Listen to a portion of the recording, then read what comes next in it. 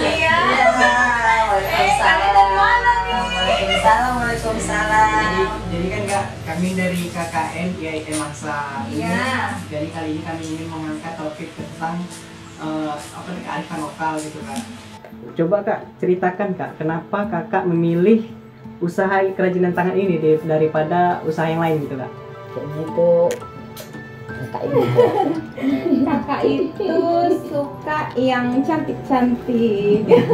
Oh gitu Kakak ya? itu suka kerajinan, sebagai wanita itu pengennya itu punya keterampilan gitu. Apa aja keterampilan sebagai wanita itu sebenarnya bagus kan, bagus kita punya keterampilan. Jadi kakak tuh dulu sebelum merit kakak itu maunya bisa menjahit, bisa merajut, bisa segala keterampilan yang dimiliki, yang maksudnya yang sering dilakukan perempuan itu kita belajar. Kalau misalnya nggak bisa itu kita belajar. Jadi awalnya itu kakak memang suka bunga ya, mau bunga hidup, bunga mati kayak gitu. Jadi kakak suka hiasan bunga, jadi kakak belajar lah buat bunga awalnya, belajar buat bunga.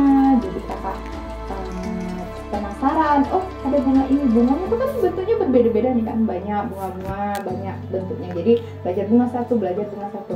Ternyata di akrilik ini akrilik namanya, akrilik manik-manik juga. Ternyata di akrilik ini itu enggak hanya melulu membuat bunga gitu, banyak kerajinan lain yang bisa kita buat untuk produk-produk akrilik ini gitu. Jadi setelah buat bunga, kakak tuh buat wadah-wadah serbaguna kayak tempat tisu, tempat aqua kayak gitu, terus merambah ke tas kayak gitu. Jadi awalnya mikirnya apa mau buat tas rajut aja ya kayak gitu, karena kakak suka rajutan tuh, memang suka juga gitu.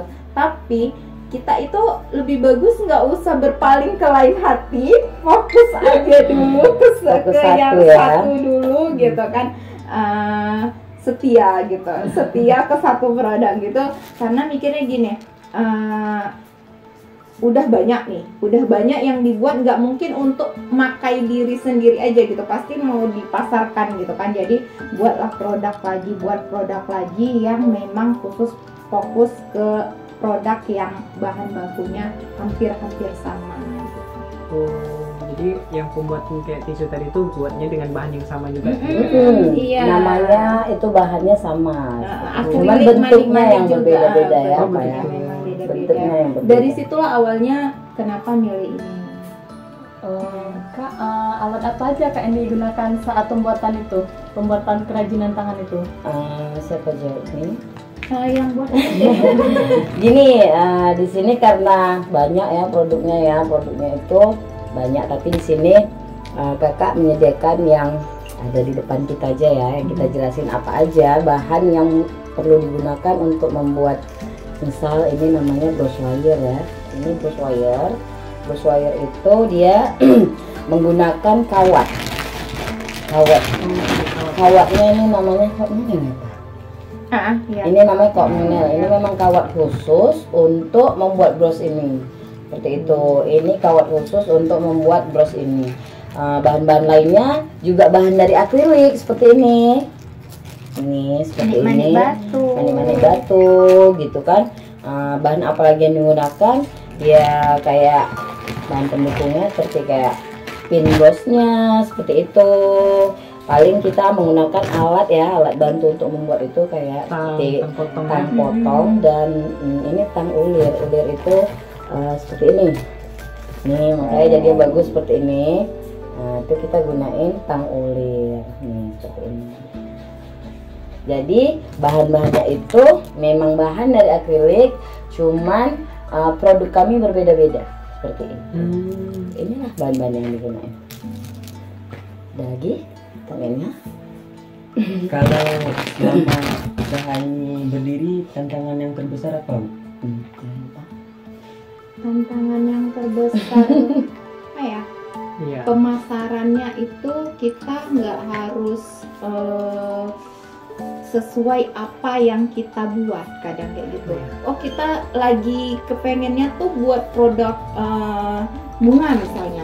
Ternyata konsumen itu, pelanggan itu nggak hanya melulu membeli tentang bunga gitu, ataupun oh mereka suka bunga tapi bunga yang seperti apa yang mereka suka itu belum tentu yang tentang kita buat. Jadi kita melihat pasar kayak gitu. Jadi kita lihat survei pasar juga kayak mana kayak gitu. Terus perekonomian yang naik turun itu kan tahu lah adik-adik sekarang ini ya kan, dari mulai apa tuh COVID COVID ini. Jadi tantangan terbesar sepertinya di pemasaran dan perekonomian yang nggak stabil aja.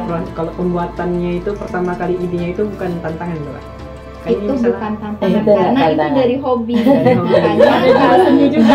Makanya kalau kita bisnis yang diawali dari hobi itu sangat menarik, dan nggak membosankan. Walaupun awalnya itu memang sih keluarga, dari pihak keluarga buat ini produk ini kan nggak murah gitu, mahal, apa ada yang beli atau apa gitu.